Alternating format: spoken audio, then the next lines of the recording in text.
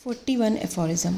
Much more frequent than the natural disease associating with and complicating one another in the same body are the morbid complications resulting from the art of ordinary practice, which the inappropriate medical treatment, the allopathic method, is apt to produce by the long continued employment of unsuitable drug.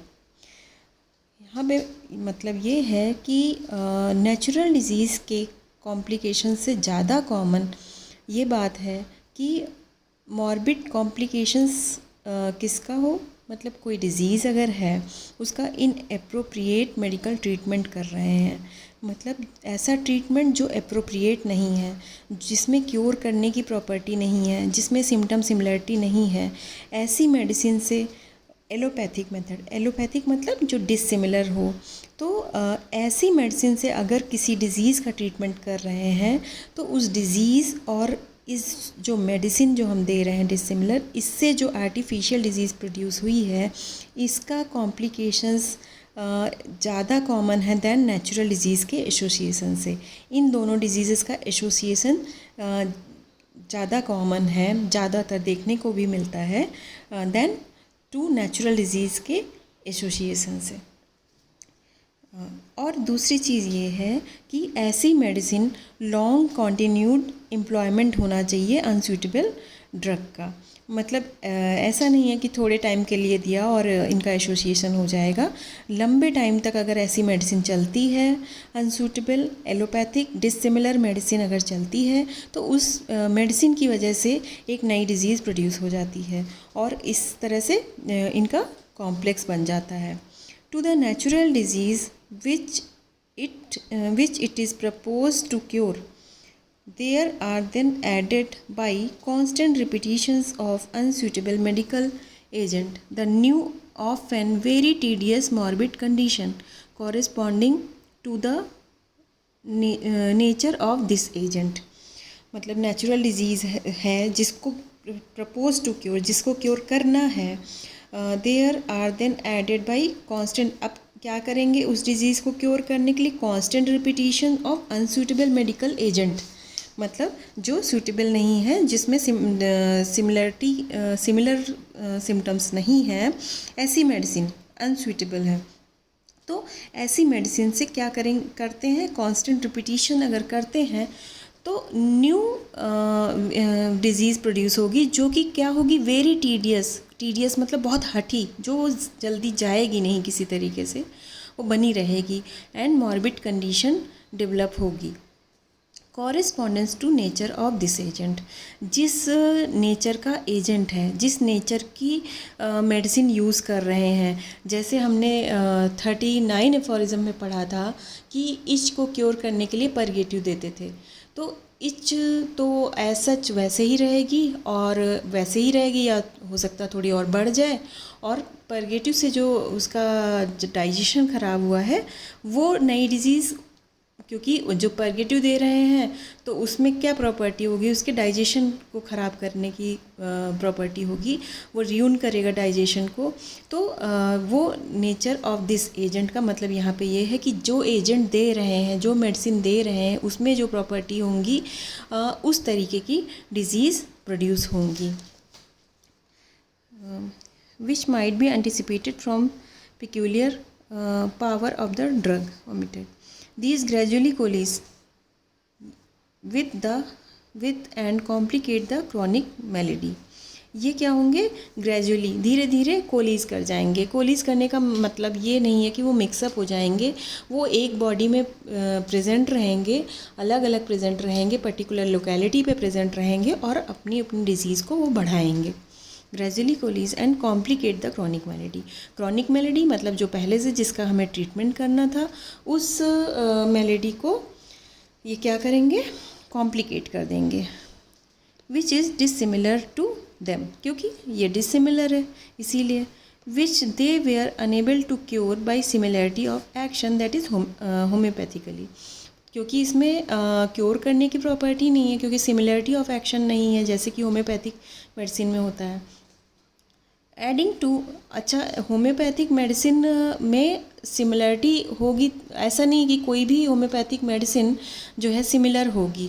अगर symptom है, कभी कभी क्या होता है किसी नाम से ट्रीटमेंट करते हैं कि अगर किसी को कोलिक है मान लिया, तो आंख बंद करके कोलोसिन नहीं दे सकते हैं, उसके सिम्टम्स मैच करेंगे। अगर सिम्टम्स उससे मैच कर रहे हैं तभी वो सिम्टम सिमिलरिटी होगी। ऐसा नहीं है कि कोई भी मेडिसिन दे दी तो वो होम्योपैथिक नहीं कहलाएगी। होम्योपैथिक का मतलब यह है कि सिमिलर मेडिसिन होनी चाहिए।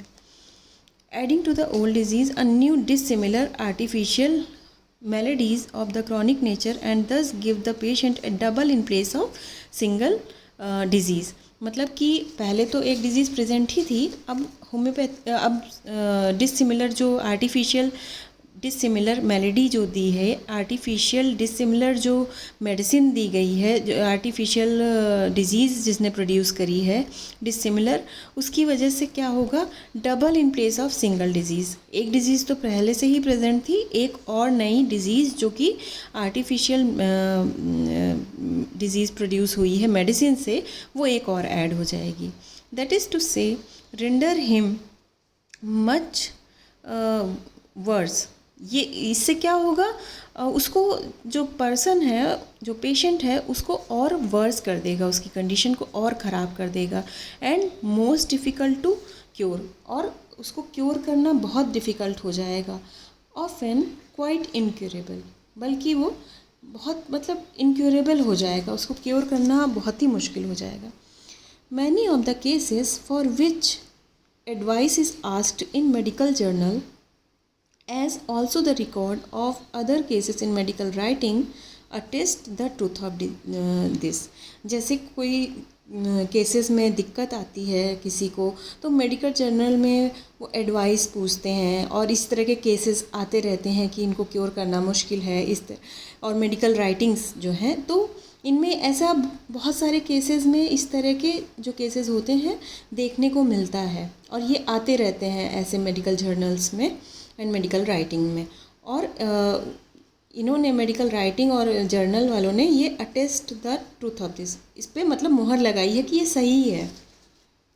Of a similar character are the frequent cases in which the venereal chancre disease complicate specially with psora और with dyscrasia of condylomatous gonorrhea is not cured by long continued or frequent repeated treatment with large dose of unsuitable mercurial preparations।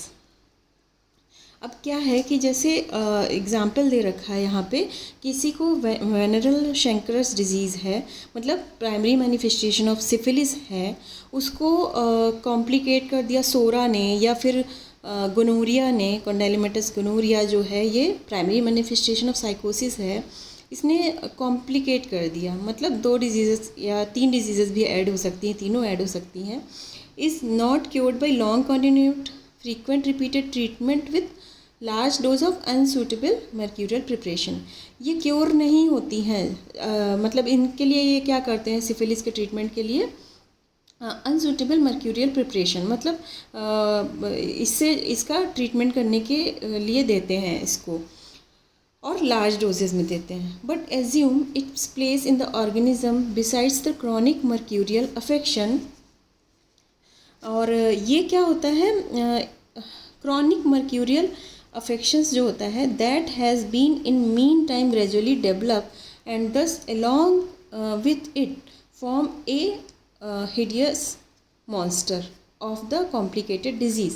मतलब जो पहले से disease present थी वो तो रहेंगे ही, अब ये जो large dose of unsuitable mercurial preparation जो दिया है, इसकी वजह से एक नई डिजीज़ जो है धीरे धीरे डेवलप हो जाएगी, ग्रेजुअली डेवलप होगी, और हिडियस मॉन्स्टर्स मतलब बहुत ही हॉरिबल तरीके का ये डिजीज़ प्रोड्यूस करेगी, कॉम्प्लिकेट हो जाएगा जो पुरानी डिजीज़ हैं उसके साथ में, under the general name of masked venereal disease. इसको बोलेंगे masked venereal disease, which then when not quite incurable can only be transformed into health with greatest difficulty.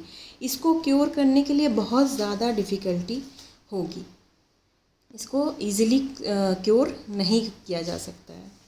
अब इसमें है footnote. For mercury, besides the morbid symptoms, which by virtue of similarity can cure the venereal disease homeopathically, has among its effect many other unlike those of syphilis. For instance, swelling and ulceration of bone, which if it be employed in large doses causes new malady and commits great revenge in the body, especially when complicated with sora, as is so frequently the cases. अब mercury में जैसे इसको venereal disease को cure करने के लिए उसमें symptoms होते हैं जो कि सिमिलर होते हैं, लेकिन उसके अलावा उसमें swelling and ulceration of bone एक ये भी सिम्टम प्रेजेंट है. अगर उसको दे रहे हैं हम सिफिलिस के केस में तो क्या होगा, क्योंकि पूरी सिम्टम सिमिलैरिटी तो मिल नहीं रही है ना, तो उससे क्या होगा कि लार्ज डोज में जब हम इसको देंगे तो इसकी वजह से एक न्यू मेलेडी डेवलप हो जाएगी और वो क्या करेगी, ग्रेट डिस्ट्रक्शंस कॉज करेगी इन बॉडी में, revenge in the body, specially when complicated with psora, specially तब जब वो कॉम्प्लिकेट करेगी सोरा के साथ में, as is so frequently the cases. ऐसा बहुत फ्रिक्वेंटली देखने को मिलता है क्योंकि जनरली बॉडी में सोरा प्रेजेंट होता ही होता है, तो ये सोरा के साथ कॉम्प्लिकेट हो जाता है और एक नई डिजीज़ जो कि मरकरी के जो सिम्टम्स थे, मतलब उसको वेनरल सिम्टम्स से तो मैच करता था थोड़ा, पूरा नहीं, और बट उसमें और सिम्टम्स हैं, swelling and ulceration of bone, तो इनकी वजह से एक नई मेलेडी डेवलप हो जाएगी जो बहुत ग्रेट डिस्ट्रक्शंस कॉज करेगी बॉडी में.